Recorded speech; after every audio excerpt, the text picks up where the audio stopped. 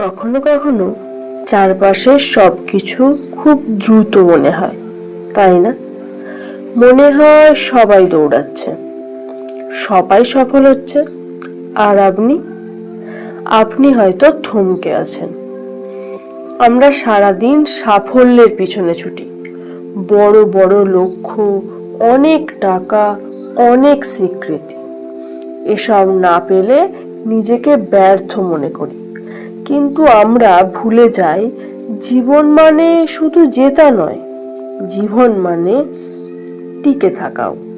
শুনুন, আপনার আজকের দিনটি যদি খুব খারাপ কেটে থাকে, যদি আপনার মনে হয় আজ আপনি কিছুই অর্জন করতে পারেননি, তাতে কোনো ভুল নেই। যদি আজ আপনি কেবল আপনার বিছানা থেকে উঠেছেন এবং নিজের যত্ন নিয়েছেন, তবে সেটাও একটা জয়। সব দিন যুদ্ধ জেতার জন্য নয়, কিছুদিন শুধু বেঁচে থাকার জন্য।